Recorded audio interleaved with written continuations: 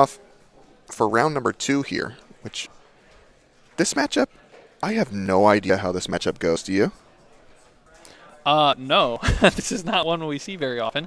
Some of this comes down to how quickly the Elves player gets out of the gate and how quickly the Hollow One deck gets out of the gate. And so, do we have any copies of... what's the elf that destroys an artifact? Rex Sage? Reclamation Sage. Yep. Okay. None in the main. Sometimes you see the Elves player play one in the main. But he does have one in the side. So game 1 is going to be a little bit about who's on the play and how fast they can get out of the game. Yeah, I don't know. So the Hollow One deck needs, like, to attack a bunch, obviously. And Elves is full of chump blockers, which is kind of my thing. That's kind of why I think why Elves was so good against decks like Grixis Death Shadow, is because you needed the Temur Battle Rage to punch through. Yes. And I feel like the Hollow One deck has that same sort of problem, minus things like Flameblade Adept, which is the menacing one, or Flameic Phoenix is the other way for evasion. But I'm not sure what you need, how good it is against the Elves, which gets out pretty quickly. Right, and so like Dwynen's Elite is a great card in this matchup because it gives you the 2 bodies. This is a Faithless Looting. Whoa, and he's already cycled a Street Wraith. I think Austin has... I think he has a... no Hollow One. No okay. Hollow One, okay. So, but there's a Bloodcast in there. Yes, and a Flamewake Phoenix. And if I'm Jeremiah, I'm breathing a sigh of relief. He has Tasigur also, I believe, here in hand. Yeah, it's pretty good, but he can't play Tasigur and get back Phoenix this turn. You sure? Burning, yeah. Maybe not. He might not be left with any land. That's true. All right, Brad. If he puts 2 Hollow Ones in play, I'm playing this deck next week. What's the over-under on Hollow One coming into play this turn? This is just my favorite thing because a buddy of mine refers to this deck as weaponized variants is what he refers to. Weaponized variants is what Black Red Hollow One is, and I mean, that is the best definition possible. So here we go with the... now, how do you like to choose random here? Because dice are awkward, so it looks like... It takes forever, but it looks like Austin's just choosing 3, and yep, Jeremiah's going to choose 3 as well. That's what I do. It's random anyways, right? I'm going to bring up Burning Inquiry on screen because it's kind of a mess. So each player draws 3 cards, then discards 3 at random. So it looks like a Street Wraith, a Gurmag Angler, and a Stomping Ground were the discards here for Austin. Let's see what else he's got left over here. Does he have a land for this Bloodghast? And for Tasigur? Well, there's a land. Here's your Bloodghast. Yep. Gonna fetch. I like putting Tasigur into play. You can't get the Phoenix back this turn, but that's probably fine. Oh no. I think he's gonna go down to 15 here. Excuse me, 16 here. 18. Nope. I think he's down to 15 actually. So he Street Wraithed on turn 1, and now he's Fetch Shocking. So I believe should be down to 15 here. Make sure you get those updated. I believe the overlay is correct, though. And I think are you just Tassigering here? Or whatever your fattest creature is? Yeah, you have another if he has an angler? That's fine, too. Yeah, Austin 15. Okay.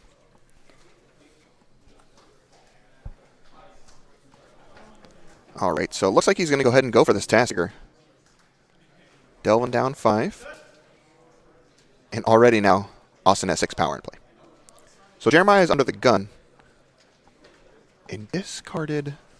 What is the What is the checklist card that he discarded there? I would Is that the Vizier of Remedies? I would guess it's Vizier of Remedies, yes. Okay, so I think he discarded his 1 Vizier. Oh, it could be Westvale Abbey. He has a symbol Westvale Abbey. I think that's Westvale Abbey, actually. Yeah, looking at the... All right. No, Vizier wasn't a checklist card. Oh, you're right. Wow. Yeah, so it's just the Westvale. Just the Westvale Abbey.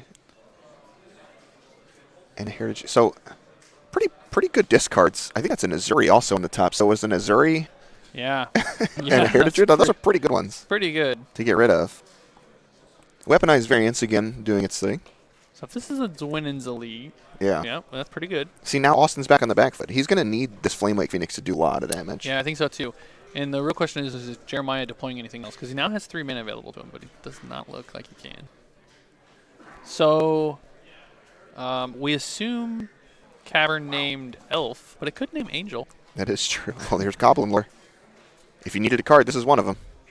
This makes me feel like Austin doesn't have a land in this hand at the moment. Okay.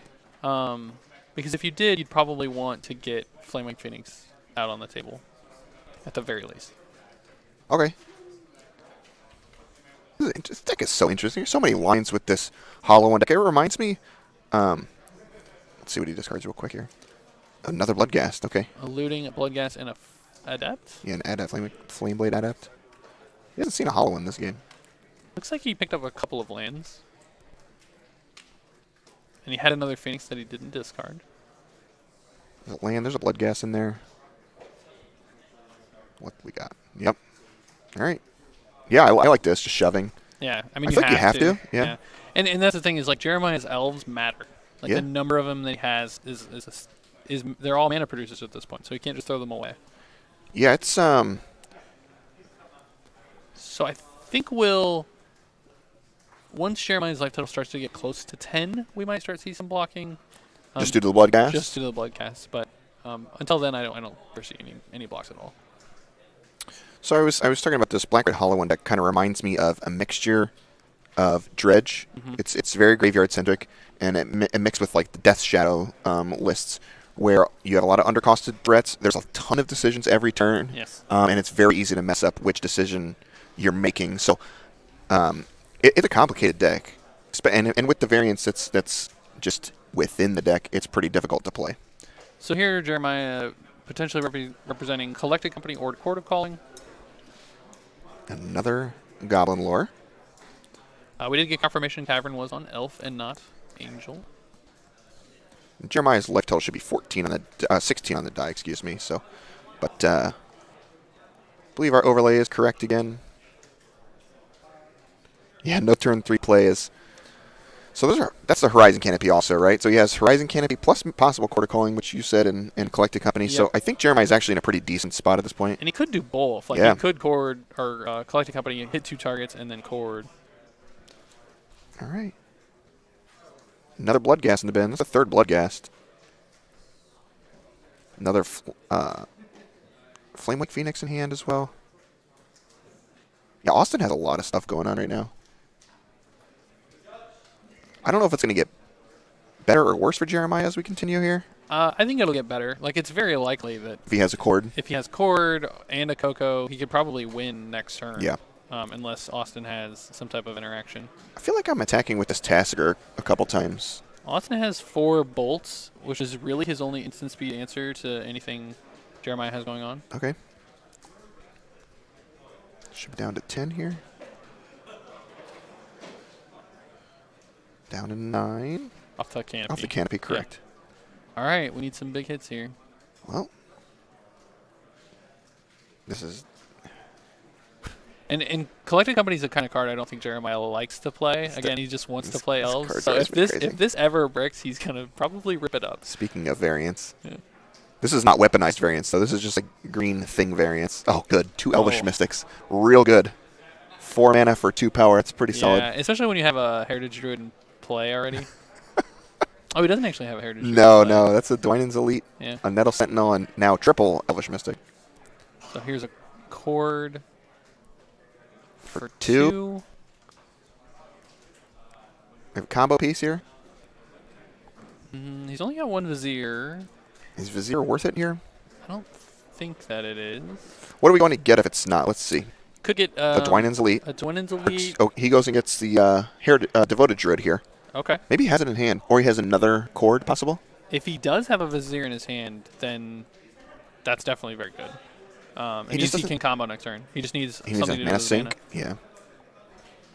All right. Let's see what Jeremiah's up to. 1, 2. Yep. Math checks out.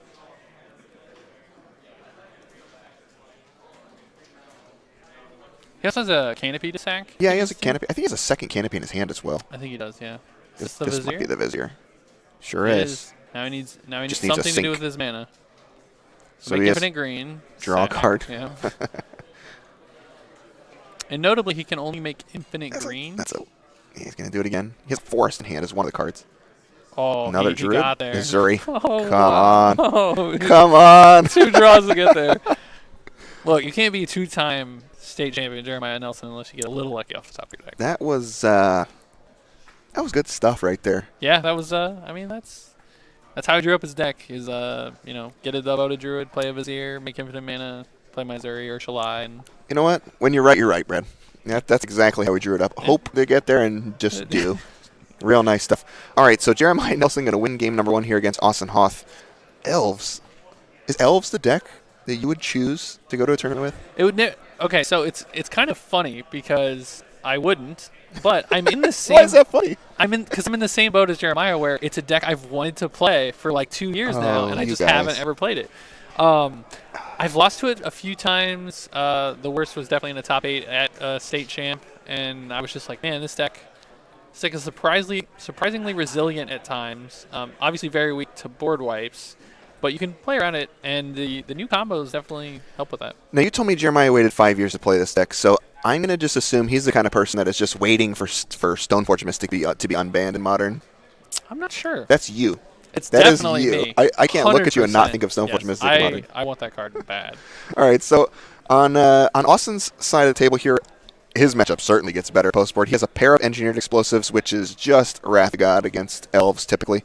A pair of Fatal Push, also very good. Thoughtseize has its moments. I don't think you want that in your deck. Elves kind of gets out fast, just empties their hand out, where you want to play the board with things like the EEs and the Fatal Push.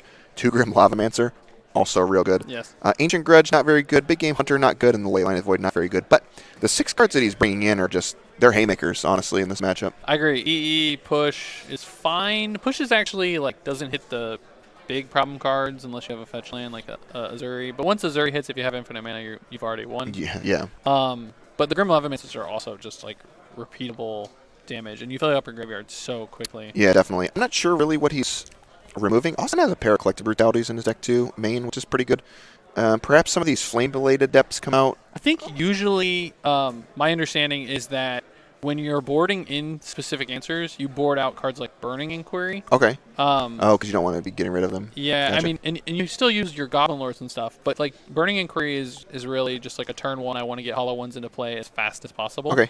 And that's why they're in there. So I think, and then the other thing you have to worry about is with Burning Inquiry, if they're bringing in Baloths, since he's a green deck, that's something that you have to worry about. So Flameblade Adept is a 1. Is there any reason to would you keep that in even with Engineer Explosives? It has enough upside where it's just good enough? Yeah, if it gets 4 points of damage in, you're usually pretty happy with Flameblade Adept, so I would definitely. On Jeremiah's side, this is why Hollow One's a difficult deck to play against. Is yes, it's using the graveyard, and Jeremiah has these 2 Rest in Pieces, but he could also just discard a bunch of cards that go to exile, and then play a couple of Hollow Ones and run away with the game. Yeah. You can also just play Flamewake Phoenix and run away with the game. So I think they're coming in. I think it would be right to come in, but it is something you need to consider. He's got a Forge Tender, which I think is likely to come in if you're worried about any type of board sweepers. Canonist, probably not. Kataki, no. Selfless Spirit, I agree, comes in. Chameleon Colossus. Weird. How do you feel about that one? Probably good enough. That was a card that came in against the shadow half of this deck, kind of what I call it is. So I think it's probably fine. It also just trades with the Hollow One, I suppose, is not bad. Yep, he's got a Sage and a Scavenging Ooze, I think, that are also going to Scavenging Ooze is very good, yeah. And post-board, you might think of cutting the Vizier combo. Okay. Just because you're expecting probably more targeted removal Gotcha. to come in. Cool. I'm not sure how important that is. Awesome. Well, we're getting ready to kick off here, game number 2. Jeremiah Nelson up a game. And Austin Hoth looking to kind of rebound, maybe go get off to a faster start this time. It was pretty slow the last game, I thought. Austin's start? Yeah, I mean, he definitely had some. I wouldn't call it slow, but it wasn't as fast as he could. Well, he didn't have 4 Hollow Ones out on turn 2, so I just was very, very bad. That's beyond fast, right? Now you're light speed. Oh, that's totally reasonable for this deck. Let's see what we got here. I just want to see at least 1 Hollow One in play. I'm sure Austin also wants to see. Oh, yeah. All right, well, Flameblade Adept. Typically, I was going to say the sequencing in this deck, after so many hours of, a lot of the pros playing it have determined that you should just play Flameblade Adept on turn 1. To push as much damage as possible, yeah, right? Because ideally next turn you're going to start discarding a bunch of cards to try to get the Hollow Ones into play and Taskers and Grimog Anglers. So you just want this thing to be as big as you possibly can. Okay. And Jeremiah's only going to play 1 creature, so it's not blocking. Yep. All right. Yeah, that's an old school elf. Yeah. White bordered and gross. Jeremiah known to troll people with multiple art copies in his deck. Wow, what a disgusting human being. I am certainly rooting for Austin now. One of my least favorite things is mismatching things. However, when I would loan cards to people, I certainly hand them like the foil one, the F&M promo one. Like, this is all I have. Yeah. I don't know. What do you want? Just to tilt them off the planet as well. All right, here we go.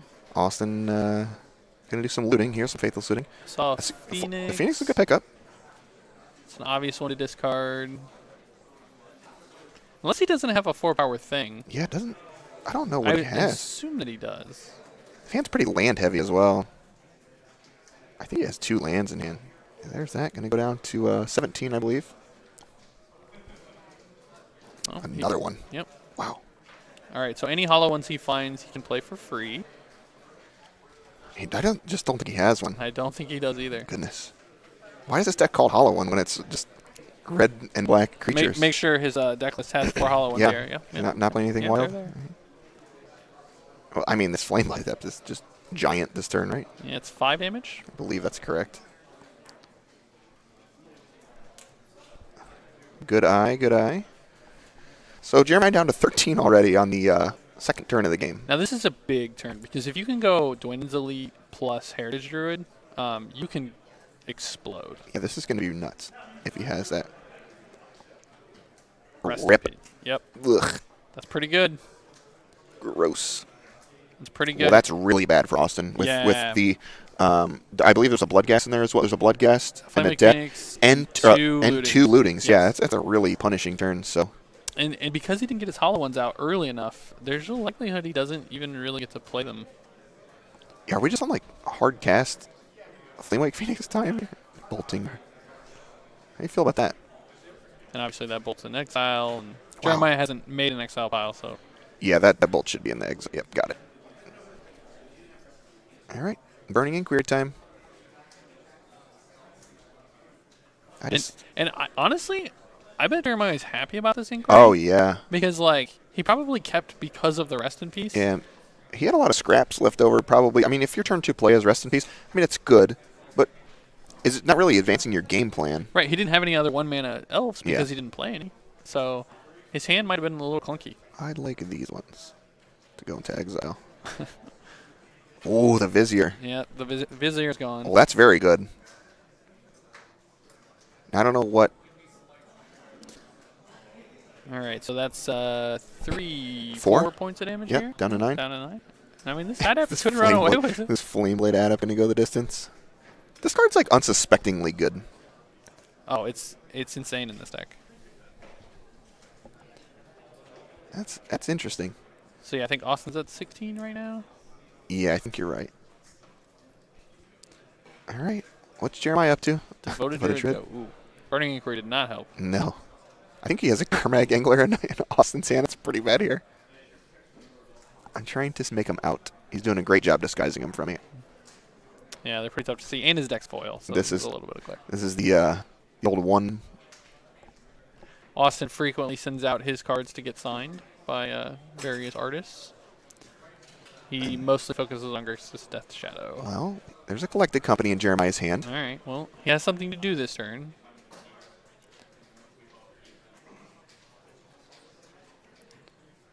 I don't feel good about Austin's chances here. Now this game's gone on so long. No, I agree. He's missed land drops for a few turns, and this is likely to put 2 blockers into play. Yep.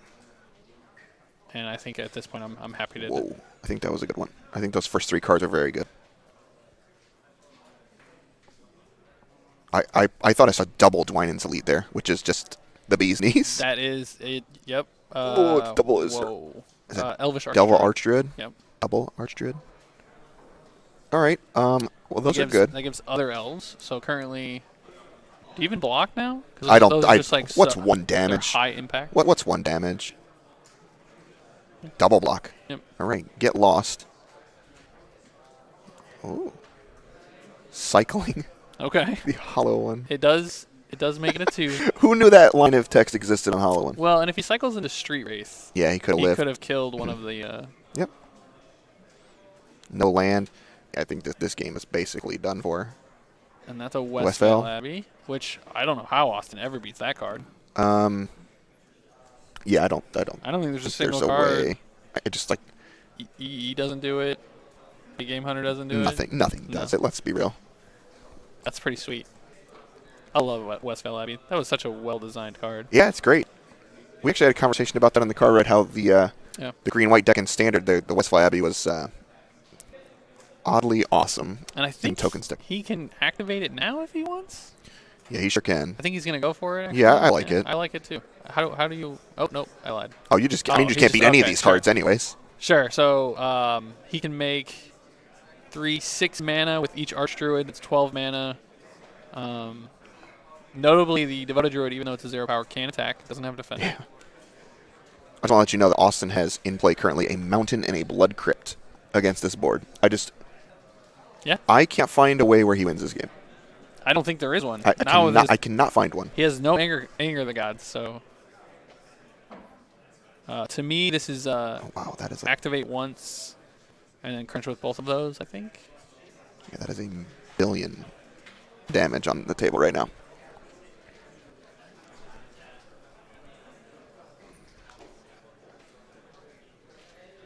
He can't. Let's see. Yeah, I think I just would have activated my Westvale Abbey, I think. Yeah, I mean, think that's where you I just would come in for 9, right, this turn, because it has haste? Yeah, it does. Yeah. I think it does. It's been a while. Oh, I'm 100% sure it has haste. Haste, indestructible. No trample, though. No. But why does that card have trample? Why do the flying cards have trample is my question. Like, why is that real? It's Ormondal is the name of the... Ormondal, yeah. I'm gonna put... oh, yep, there it is, haste. I'm gonna put Ormondal on the screen. I don't think we're gonna get to that point. But Ormondal, the Profane Prince, flying lifelink indestructible haste. Crushed it. Wow, so we're courting for Dwin and Zalit. Oh, we're just like going off here.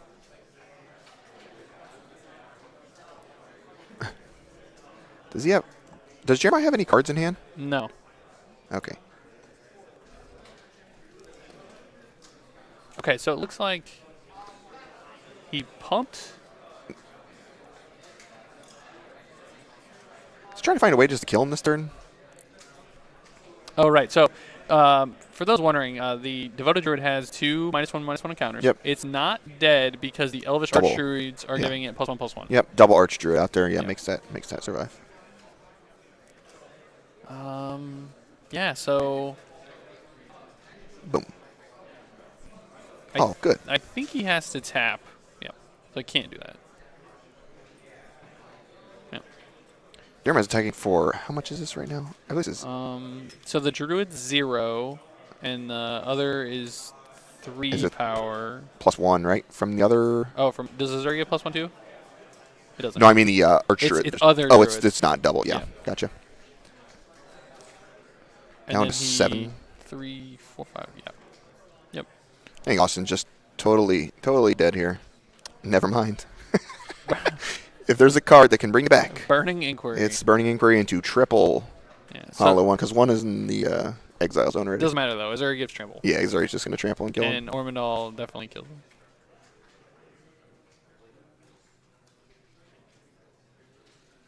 Alrighty. All right. Well, you could. So all of Jeremiah's cards just go straight to exile. Yep. All right. What do we got? Austin knows that he's dead. He'll often posture like he's not. All right. Well, Austin is dead. Yeah. No hollow ones in play the entire match. Yeah, he had to cycle one to try to hit a Street Wraith, so he could trade with a Druid. That was pretty nuts. Yeah, I mean, rest in peace. We kind of talked about it. You know, he wasn't able to get any hollow ones in play early or any of the big threats in early, so rest in peace really shined. But if Austin can get out early, rest in peace can get to a state where it's not going to do much. But that one, early. I don't know how I expected that match to play out. I think we kind of assumed that Elves was ahead. I don't know if I felt like it would be that much of a dunk in the second game. I mean, rest in peace was good there. Yeah, I mean, part of it I think was just the way Austin got a little unlucky, didn't have any hollow ones. Yeah. I'm going to check to see if there's any backup matches here. Okay. Yeah, and I really like this black-red hollow one deck just because of the powerful things it's doing. But you kind of saw my problem with it in game even in game 1 we kind of saw it, but game 2 definitely where you just had nothing going. Like you had 2 turns where you were unimpeded, and then they slammed this rest in peace, and there was nothing. There was just nothing on the table that was any. There was a flame blade adept, and that was it. So we're going to take a short break, and I think we'll come back in just a few minutes, and I'll see if I can get us a backup. Okay, yeah, we're going to take a look, so we'll be back here shortly. Thanks, guys.